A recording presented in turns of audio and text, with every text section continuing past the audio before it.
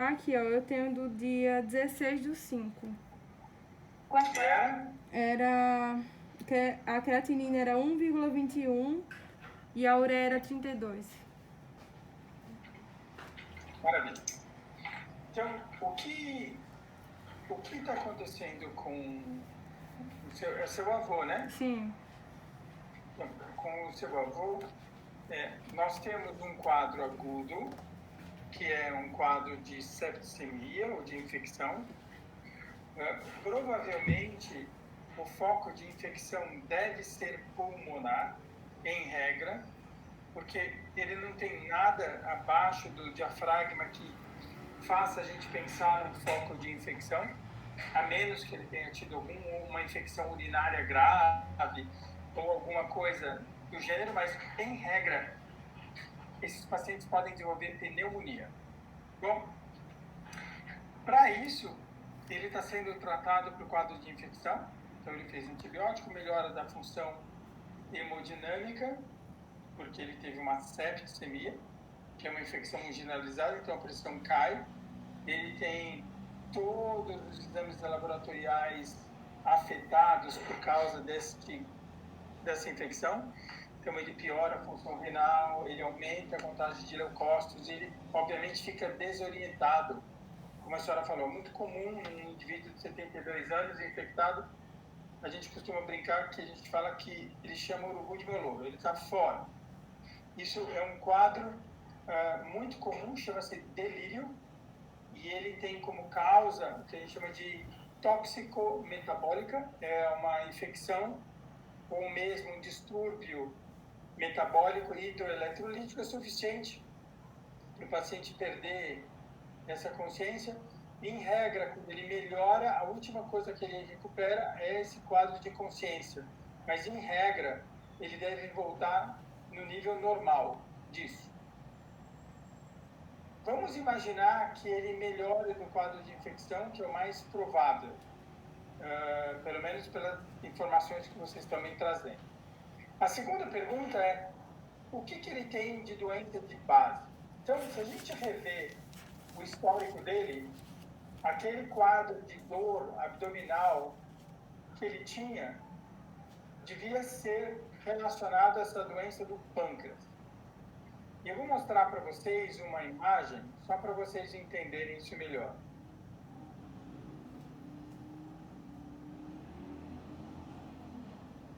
Com certeza sua filha já sabe disso, senão ela tinha bombado na aula de anatomia.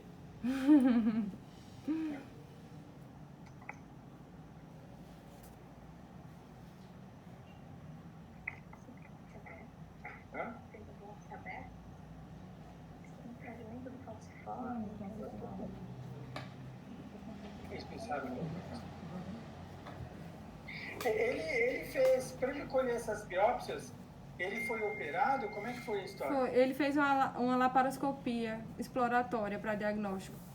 Que dia foi isso? Ele foi... Dia 28. Dia 28. E você acha que essa infecção pode ter sido decorrente da cirurgia? Assim, ele já fez uma paracentese de alívio e não tinha pus. Eu não sei se eles examinaram o líquido também, porque é muito difícil ter informação no hospital pra gente estar, sabe? De ter acesso a prontuário, esses negócios.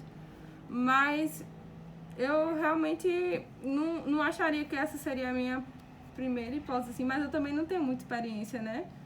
Quando viu no pulmão dele as imagens que tem lá no laudo, eu achei que fosse mais do pulmão. Não sei. Mas esse do pulmão que você está me falando é o exame do abdômen que ele fez, não é? A tomografia de abdômen que pega a parte inferior do pulmão, não é isso? É, isso aí. Tá. Diga por que ele não fez a cirurgia, Bia? Porque ele não fez... Não, ele sabe, porque quando abriu lá pra fazer a cirurgia de retirada do pâncreas, ele percebeu uma carcinomatose peritoneal. E aí só biopsiou a carcinomatose e não mexeu no pâncreas, né? Biopsiou o peritônio, o ligamento do fígado, tudo. A gente tem um vídeo aqui, doutores. Não, acho que Cisa, outra coisa que eu queria saber é como é que está a ferida operatória dele hoje. Tem sinais de infecção na ferida? Ela está bem cicatrizada? Como Bem é que tá isso? cicatrizada, bem cicatrizada. Tá, então provavelmente é um outro foco mesmo. A gente fica com a suspeita de foco pulmonar, mas teria que ter uma tomografia dedicada ao pulmão. Então, uma tomografia de cortes finos, uma tomografia de pulmão mesmo, para poder ver o pulmão inteiro e identificar se tem um foco. O líquido acítico também pode ser um foco de infecção. A gente viu pelo último exame que ele ainda tem ascite volumosa, então nada descarta que seja ali o foco de infecção também. Mas, de qualquer forma, eu acho que a infecção hoje está sendo tratada, ele está evoluindo em melhora. Não importa o foco, está em tratamento, é o mais importante. Ele tem muitas fezes também acumuladas, né? Muitas fezes. Faz uns 15 dias que ele não vai ao banheiro ou mais. Tá. Então, aqui, olha, vocês estão vendo aqui, é um desenho do abdômen. Então, eu tenho o esôfago, o estômago, o duodeno, o intestino e o cólon. E aqui eu tenho o pâncreas. Então, o pâncreas, aqui ele está desenhado, ele parece uma língua, e ele está alocado entre esses T do duodeno. Tá bom? Vamos pegar aqui um exame melhor, só para vocês entenderem. Isso aqui é um desenho mais simples, mas só para vocês entenderem a relação do pâncreas com o estômago e com o duodeno. Tá bom?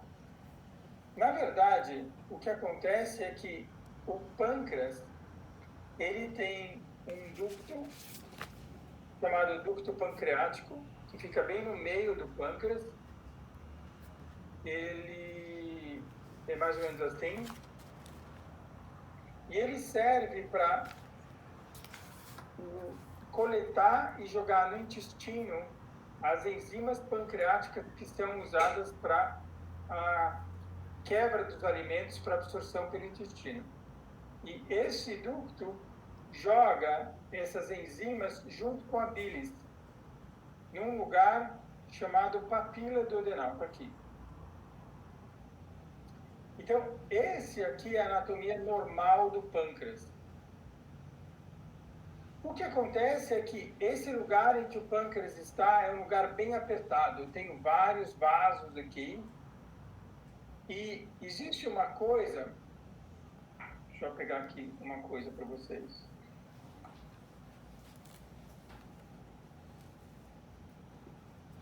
Vocês estão conseguindo ver esses desenhos? Sim, sim. Sim, doutor.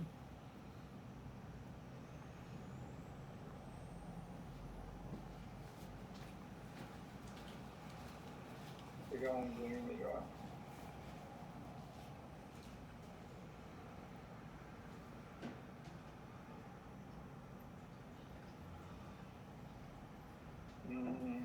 Essa aqui. Tá. Então, o que pode acontecer é que eu posso desenvolver um tumor no pâncreas,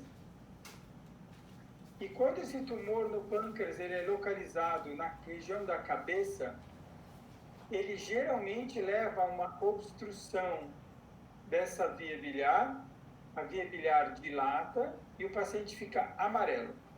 Então, quando isso acontece, a gente faz o diagnóstico da lesão de pâncreas de maneira muito fácil. Eventualmente, o paciente tem uma massa na cauda do pâncreas, no corpo e na cauda do pâncreas. E quando isso acontece, geralmente, ele está muito longe da via biliar. Então, não tem obstrução da via biliar. E aí, o que acontece é, eu tenho um processo inflamatório do pâncreas, chamado pancreatite, e, eventualmente, eu posso ter uma doença que afeta uma região chamada plexo celíaco.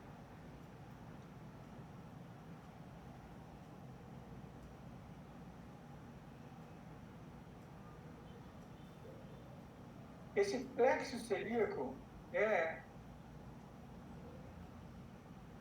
deixa eu ver aqui. Aqui, ó. Aqui é mais fácil de ver. Então, essa parte aqui é bem as costas do paciente. Logo aqui em cima está o pâncreas, tá bom? Encostado aqui. Então, aqui é a boquinha do esôfago. Isso aqui é uma rede neural formado por um plexo de nervos. E esse plexo de nervos, ele inerva todo o intestino. Aqui, ó, dá para ver que ele sai daqui, ele inerva todo o intestino para que você tenha a percepção de dor e mesmo de coordenar a função neurológica do intestino. Quando o tumor está, então, na região da cauda do pâncreas, nessa região aqui, tá vendo? Ele está logo embaixo desses vasos aqui é o plexo. Ele pode sentar em cima do plexo e aí ele dá uma dor super importante e uma dor progressiva. Não só causada pela inflamação do próprio pâncreas, mas por envolvimento desse nervo aqui. Então, qual que é o problema que acaba acontecendo? É que você não faz o diagnóstico tão cedo, porque a menos que você viva fazendo pâncreas para viver, não é uma dor que intuitivamente o médico vai pensar e vai falar, nossa, estou tendo dor de pâncreas. Então, geralmente, o pessoal vira o paciente do avesso, vai ver várias coisas, chama o ortopedista, Quando eles vão fazer a tomografia e a ressonância, aparece a massa do pâncreas. Então, o seu pai, o seu avô, tem esse quadro clássico de eu ter uma massa que aparece na cauda e no corpo do pâncreas e se manifesta como o primeiro sintoma de dor. Em média, metade desses pacientes, quando apresentam dor, já tem disseminação, já tem envolvimento da cavidade abdominal. Então, é isso que o médico da laparoscopia viu. Isso é, ele põe o laparoscópio e fala, nossa, eu estou vendo um implante na parede. Então, vamos lá, deixa eu mostrar para vocês o implante da parede.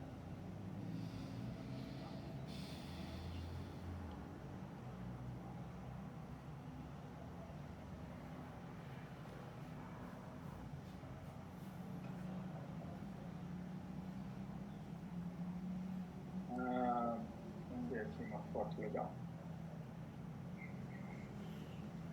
Ó, isso aqui é um exagero, mas serve para passar a ideia.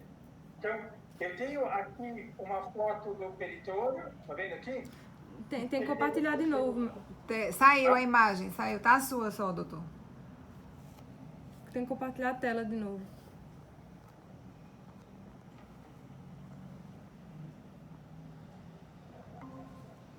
Pronto. Isso. Então, eu tenho aqui o peritônio mais liso, e aqui, tá vendo essas várias verrugas? Aham. Isso aqui que é carcinomatose peritoneal. Provavelmente o médico foi lá e biopsiou algumas dessas. Foi. Menos um pouquinho do que isso, graças a Deus. É isso aí. Não Eu tava tive- tanto assim, não. Tá? Só para vocês verem. E às vezes o paciente fica com um pouco de água na barriga. Tá? Como aqui tem um pouco de água na barriga e tem esses implantes. Isso. Então, isso aqui acontece porque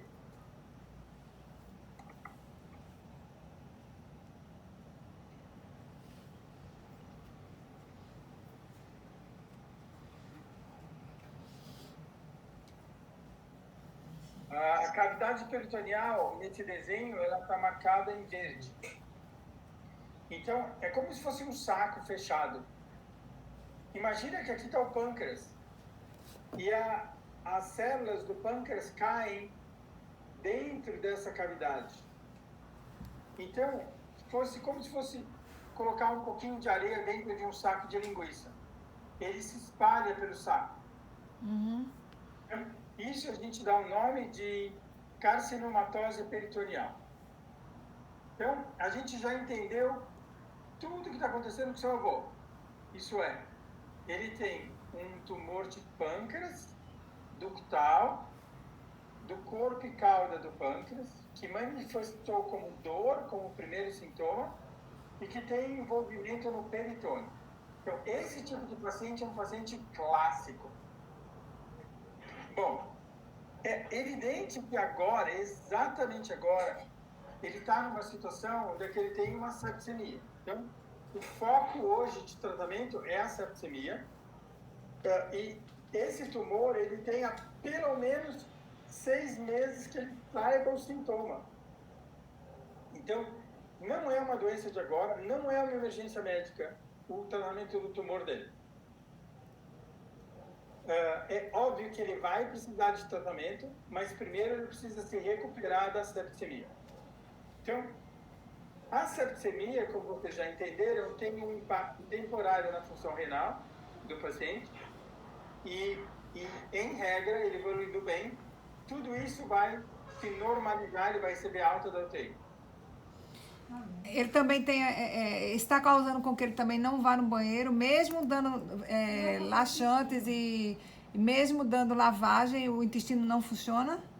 Então, depende de várias situações. Quando eu tenho uma septicemia e eu fico chocado a ponto de ter que usar a medicação, esse sangue é desviado do intestino, então é comum os pacientes ficarem em uma coisa chamada ilho paralítico. Então, esse ilho paralítico, vocês podem fazer o que vocês quiserem que o negócio não anda. Então, geralmente ele tem uma sonda nasogástrica aberta no nariz e essa sonda que está drenando um monte de conteúdo gástrico, que não consegue passar pelo intestino e volta.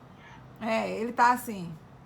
Isso. Então, assim, é óbvio que a carcinomatose, ela funciona como se fosse uma cola. Então, as hastes intestinais podem grudar na parede. Isso diminui um pouco o trânsito. Mas antes da sepsis, ele não tinha isso. Então, eu estou entendendo que... Tinha sim, doutor. Faz uns 15 dias que ele não vai ao banheiro, nem com lavagem. E faz 6 meses que ele vem com constipação. Faz 6 meses, Ele vem 6 meses que ele vem reclamando que sempre toma muito laxante, né? E aí ele sempre comia mais pouco por conta disso. E nesse mês, a última vez que ele foi ao banheiro foi no dia... Foi antes da cirurgia. 19 de maio. O que a carcinomatose pode fazer, ela pode diminuir a motilidade do intestino, então muda o hábito intestinal do paciente. A outra coisa que acontece é ele tem dor, então ele vai tomar uma medicação de dor. A medicação de dor também faz com que ele diminua o movimento do intestino. E, eventualmente, o paciente pode ter uma obstrução intestinal. Eu não acho que ele tem, porque o laparoscópio teria visto isso facilmente, assim como a tomografia. Não tem esse sinal de obstrução intestinal. Então, eu acho que é só uma combinação chamada a tempestade perfeita. É septicemia com carcinomatose, entendeu? Todo esse quadro faz com que ele não vá no banheiro. E ele deixou de urinar também, não tem? Também xixi também não fez. Então, isso é por causa da septicemia. Isso é aquele nível. Tá fazendo diálise, viu, doutor? Diálise. Isso. Então, eles estão dando o suporte máximo para ele, para que ele reverta o quadro. Se ele responde bem ao antibiótico e ele for uma pessoa saudável, ele sai dessa sepsis. É claro que é muito difícil de eu descrever isso com detalhes, não estando bem dele na UTI, nem cuidando dele na UTI. Mas, assim, tecnicamente falando, os médicos estão tratando ele porque falam, olha, ele pode sair da infecção.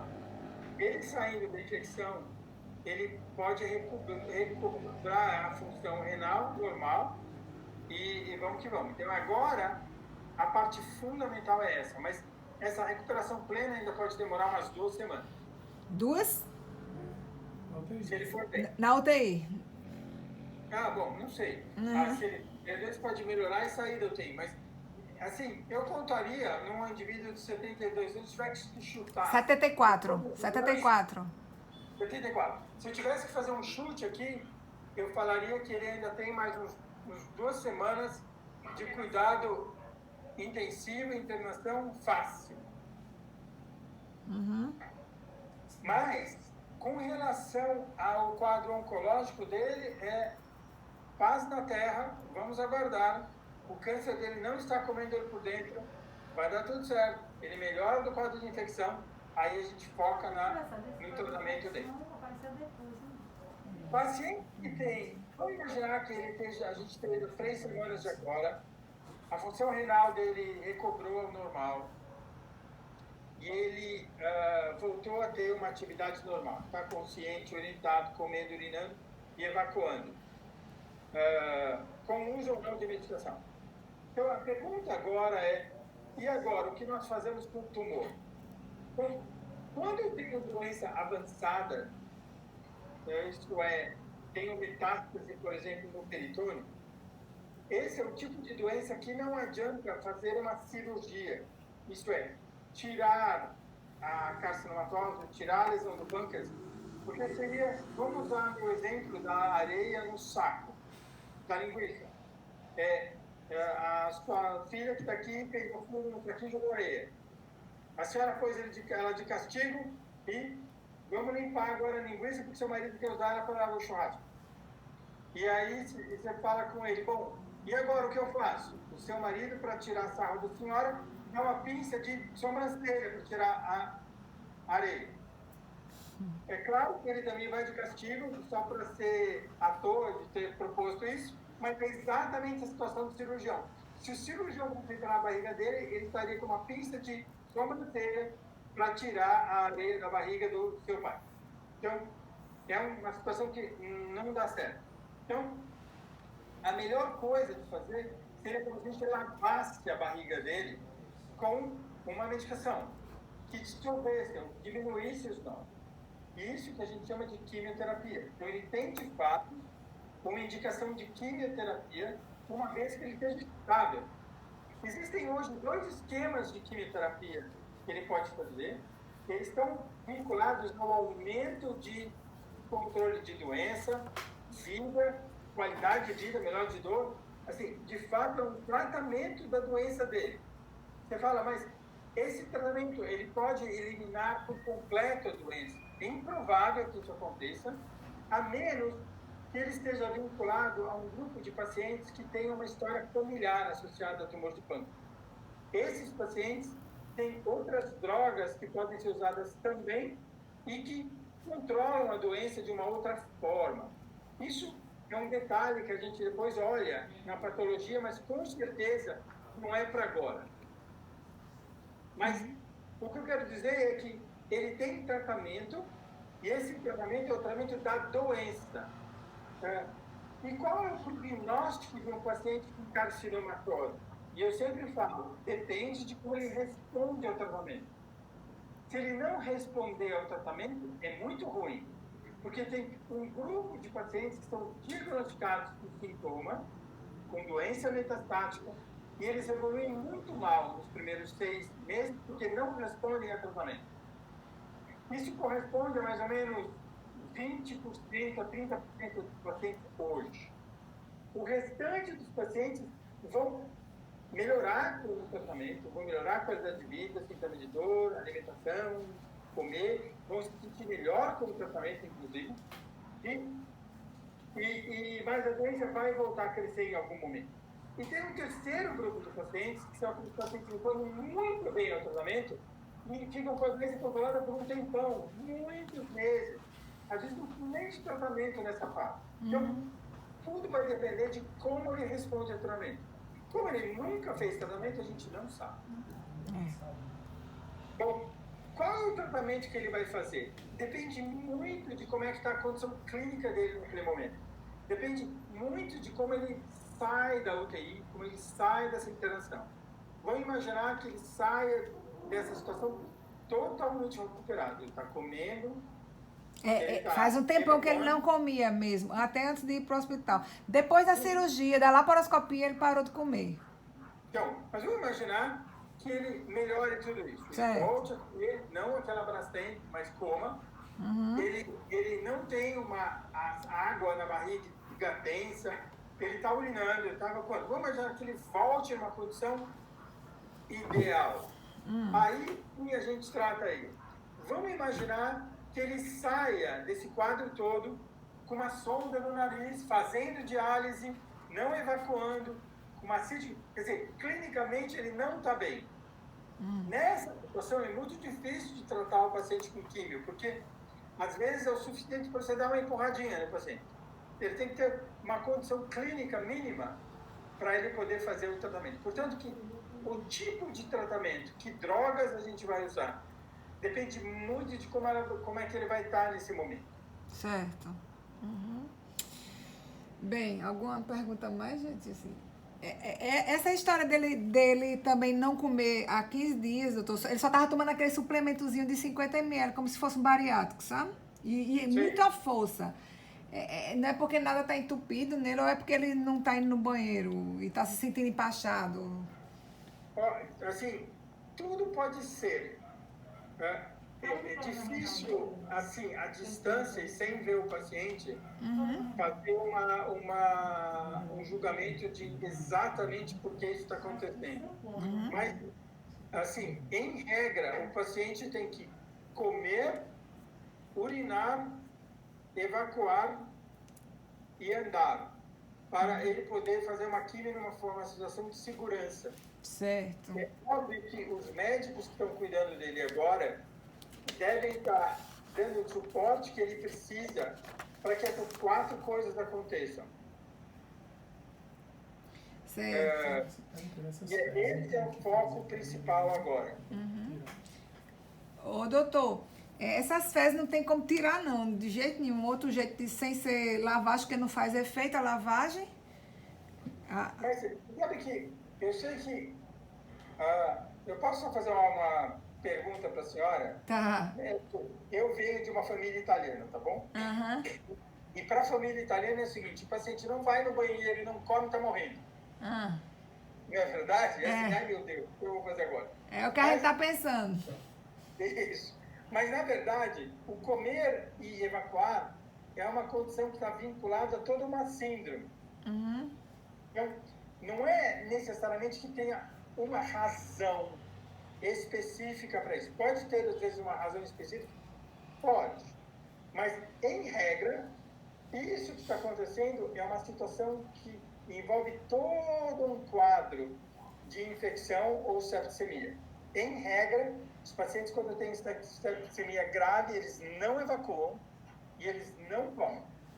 Até eles ficarem 0 bala. Ele está com uma sonda nasogástrica, provavelmente aberta. a alimentação dele não é também grande coisa, então se ele não está comendo, ele vai produzir menos fezes.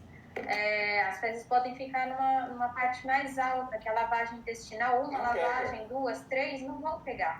Tem que fazer várias por dia, vários dias fazendo, para aquela lavagem, aquele clister, aquela glicerina que é colocada, ou mesmo que seja com soro, que ela chegue lá em cima para diluir as fezes. E daí depois que ela dilui que vai sair. Entendi. Mas se isso não está causando dor para ele, se isso não está causando vômitos, então assim, não tem por que também se preocupar que a evacuação é essencial. Não, isso vai acontecer conforme ele for melhorando das outras funções também. Né? Ele deve estar com ureia alta, com alterações metabólicas, de ureia, de creatinina, de cálcio, essas coisas também vão atrapalhar o funcionamento e a contratilidade do intestino. Então, a gente precisa compensar todo o quadro infeccioso, tudo isso, e as funções vão voltando à normalidade conforme os outros problemas vão se resolvendo. Antes dele ir para a UTI, se a gente desse 2 golinhos, ele também queria vomitar. Começava logo um engasgo, né? Ele ficava tentando regurgitar, muito soluço. Assim que a gente dava 50 mlzinho de suplemento, ele já começava. Mas você sabe de uma coisa interessante? Que isso vale para os tumores de pâncreas, de cauda e de corpo. Eles têm tumores geralmente grandes, né? Porque ele é silencioso, assim. Tá 23 centímetros cúbicos, né? Então, esse tumor, ele é um tumor até que razoavelmente, diz que ele não é um tumor tão frequente assim, só para você entender, é um tumor de mama, que a gente chegaria quase a 185 mil casos novos por ano nos Estados Unidos. Um tumor de pâncreas é em torno de 25 mil. Então, é um tumor bem mais raro do que mama, mas ele é bem descrito. E um dos problemas desse tumor é que ele está num lugar muito apertado. Então, o paciente sofre com muito sintoma. Entendi. Um dos problemas da lesão de corpo e cauda é que quando ele pega esse plexo, por exemplo, às vezes o estômago não contrai bem. Eu até costumo dizer que existem 4 situações associadas ao paciente com tumor de corpo e cauda, que a gente tem que sempre pensar, que são emergências. Né? Ele obstrui. Ele tem uma pata de elefante em cima do duodeno. e qualquer coisa que ele come, ele vomita. 2, o estômago também não contrai bem nessa história toda. Então, ele tem uma coisa que a gente chama de disfagia. Então, isso é a primeira coisa. A segunda coisa que esses pacientes têm é muita dor, por causa do plexo. E quando ele tem carcinomatose, a carcinomatose também dói. Então, dor é o segundo problema que esses pacientes têm. O terceiro problema que eles têm é sangramento. Às vezes, eles obstruem o duodeno e a parede do estômago, que são muito vascularizadas, e às vezes o tumor sangra. Não é o caso dele. Não, é. Mas é a primeira emergência que tem. E a quarta emergência não acontece nunca em tumor de corpo e cauda, que é o amarelo, que eu expliquei para você. Ele só acontece quando é na cabeça. Mas ele ficou Então, amarelo. então, em vez de ele ter o amarelo, ele tem as outras 3 situações que deixam ele com muito sintoma. Então, isso que torna esse tumor tão difícil de tratar. Porque o médico ele tem que tratar todas as condições e a doença tudo ao mesmo tempo. Por isso que eu tenho cabelo branco, por isso que eu gosto de tratar tumor de pâncreas. Porque eu gosto de tumor fácil, nem óbvio. Então, assim, esse que é o problema desse paciente. Então, aquele paciente onde a palavra mais fácil é melhor não tratar porque ele sofre muito. Essa é a palavra. E eu costumo dizer, esse é o paciente que se você trata e ele responde, ele melhora muito. Então, é muito de estilo de como a gente vê o problema. Tá certo, doutor. Mas o do Reinaldo ele tinha... Sim, uma coisinha que a gente não conversou, ele sempre teve problema renal, sempre teve pedras no rins, né? Inclusive, a primeira tomografia tem um rim bem inchado, que isso é crônico. Estenose de Schupp. E que ficou a dúvida se no dia 28, quando ele fez a laparoscopia, não aproveitariam para fazer o duplo J. Como é? Realmente, a estenose de Schupp é benigna, não precisa passar duplo J. Ah, tá. Beleza. Então não é esse problema. Mas agora pode ser o tal do pulmão, né? A infecção, né? Então, assim, para resumir, tem que tratar a infecção para ele ficar tampa de cruz para poder começar. Até lá, se alguém perguntar, mas e o tumor de pâncreas? Você fala, tumor do quê? Assim, pouco importa agora. Certo. Então, assim, doutor, se ele tiver que morrer agora, porque eu vi meu pai morrendo, entendeu? Ele deu um choque na quinta-feira, que foi para 6/4 de pressão, ficou delirando, chamou minha mãe, foi uma despedida, foi um Deus nos acuda no apartamento. Então, o problema é mais a tal da infecção, né? E não vejo o Eu problema. falo que o paciente foi atropelado. Essa infecção é quase que um atropelamento. Ele acorda bem no meio da tarde e ele está péssimo. Isso. Então, é isso que aconteceu. Como isso aconteceu depois da laparoscopia, é possível que tenha uma relação entre essa infecção e o processo laparoscópico. Ele estava no hospital, ele pode ter adquirido uma bactéria, ele, sei lá, tem tanta coisa que pode acontecer, ele pode ter vomitado, assim, agora é difícil saber, mas... Diga, fala. Não, mas tem sentido. Eu sei que tem sentido. Eu tô balançando a cabeça que eu acredito Tem um monte nisso. de coisa que pode ter acontecido e que levou ele para essa situação. Sim. Mas agora ele tem que sair dessa situação para a gente tratar isso. Imagine o seguinte, o câncer, ele anda muito devagar. Então, assim, ele não é quem mata o paciente. Pode, se ele obstrui, se ele sangra, essas coisas que eu falei. Mas se isso não acontece, ele só está lá e em cima disso é que o paciente ganha uma infecção. Então, se perguntar qual é a maior causa de morte de paciente com câncer, a resposta é infecção. Pode não estar associada ao tumor diretamente. É claro que o tumor não ajuda, né?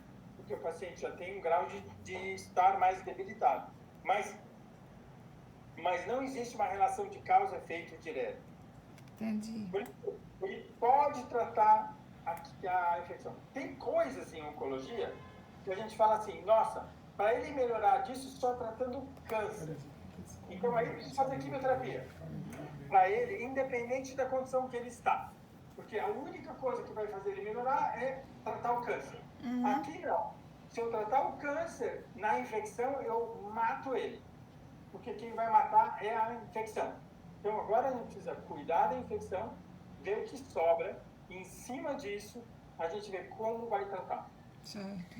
O próximo passo aqui, assim, a ideia dessa consulta era, então, primeiro explicar para a senhora exatamente qual a história natural da doença. A senhora entender que os sintomas que ele tem estão vinculados aos achados que o pessoal escreveu. Isso não é um caso raro, não é uma novidade, isso aí acontece para exatamente esse tipo de potência. A conduta do cirurgião foi correta. Tá certo. Ele entrou, né, viu que a carcinomatose fechou, não venceu, era isso que ele tinha que ter feito. fez a biópsia. Só biopsiou. E aí agora, existe um plano de tratamento. Não é que ele não tem tratamento. Tem na falta de um, tem dois para escolher. A única coisa que a gente tem que ter é o paciente em condições para que isso aconteça. E a condição vai ser dada com a melhor da infecção. Por isso que, claro, eu vou depois... aqui para a gente passar o contato. Eu acho que tem na folha no Câncer é um tempo sobre 6 meses. Eu máximo ano. mando para vocês as folhas de contato, se vocês precisarem entrar em contato com a gente. Certo. Ou então, você até tem o e-mail da Elaine, fácil. Esse é o principal contato, né, Elaine? Que é mais fácil. Certo. Você manda para a Elaine e fala, olha, o meu pai está melhorando da infecção. Certo. E agora a gente está começando a repensar qual vai ser a estratégia de tratamento. Aí não tem problema, a gente faz uma nova consulta de câncer, vale como parte dessa aqui, e a gente fala, olha, com esses exames aqui, agora o próximo passo para mim é esse. Certo. Ok. Há quantos dias ele está na UTI agora? Entrou quinta-feira à noite, 5 noites. Ô, doutor, se for o caso dele melhorar, né? Ele agora é impossível se deslocar, né? Mas se fosse o caso melhorar, teria como o senhor tratá-lo, sei lá, levar para lá, por aqui? Claro, a gente está aqui, dá para a gente fazer qualquer coisa. Ele aqui, o senhor aí, ou leva para aí? Eu acho melhor, a menos que a senhora me ofereça cirimole, e aí eu vou ter que fazer uma força. Cirimole tem, aqui tem muito, viu? Aqui tem na Baía da Traição, olha, é cheio de coisa. O senhor pode, come de manhã, tarde e de noite, café, almoço e janta de cirimole. Mas eu acho que o que a gente vai fazer é, vamos ver como é que ele evolui da infecção. Certo. E aí, com isso na mão, a gente toma os próximos passos. E se eu tiver dúvida de alguma coisa... É idoso, mãe. Idoso, não tem isso é como não. específico. E para vocês, a filha está estudando medicina, fica fácil ela ter acesso a isso daí. Então, isso não vai ser fator limitante da gente entender qual vai ser o próximo passo. Ok. O médico Dr. Bruno, que está cuidando dele, ele nem sabe que a gente está aqui. Ele viajou para o sertão, tem outra médica tomando conta que eu não sei quem é, mas todo dia ele me diz alguma coisa. Se for o caso, sei lá, é bom eu falar que eu falei com o senhor e tal? Pode, mas assim, a princípio eu te falo, agora a gente está realmente tão na frente dos bois, a gente precisa resolver agora o quadro de infecção. Certo. E aí, com isso, quando a gente começar a falar, bom, agora eu vou ter uma interação com o quadro, aí sim a gente conversa. Deixa ele sair da UTI, voltar para o quarto. Provavelmente o Dr. Bruno ou alguém da equipe dele vai avaliar o paciente, vai pensar, nossa, agora talvez seja um momento que dê para começar com quimioterapia. Quando chegar esse momento, a gente marca uma outra consulta, conversa com vocês, conversa com o Dr. Bruno também, se ele quiser participar da consulta, ou então conversa com vocês e envia o nosso relatório de consulta com sugestão de tratamento. E o Dr. Bruno pode conduzir o tratamento aí também, em contato com a gente vai tirando dúvidas e ajudando a dar suporte para ele. Tá bom? Mas isso é no segundo momento, como a senhora mesmo percebeu. A primeira coisa agora é deixar ele sair desse quadro de intercorrência infecciosa. Certo. Ok, então. Então, é isso, né? Tá bom. E se vocês tiverem qualquer dúvida, é só escrever para a gente, Certo. que a gente está à disposição. Muito obrigada, então, doutor Frederico, a Para doutora... vocês, a avaliação médica, só para vocês terem um histórico, Certo. mas basicamente não vai ter muita coisa diferente do que vocês nos enviaram, é só organizar. Certo. Eu tenho um videozinho de ontem dele na UTI, eu conversei com ele, e tem um vídeo da laparoscopia. Você não tem uma sugestão de nome de antibiótico? O senhor tem alguma sugestão de nome de antibiótico? Ele não viu nem a cultura? Ah, Ele não viu nada. Tá filho. bom. Certo, sim. Tem o vídeo dele de ontem e tem o vídeo da laparoscopia, que eu posso mandar ainda. Me manda um vídeo de como ele está na UTI. Na UTI. ontem. Quer Da reproduzir? como vai ser o Quer reproduzir?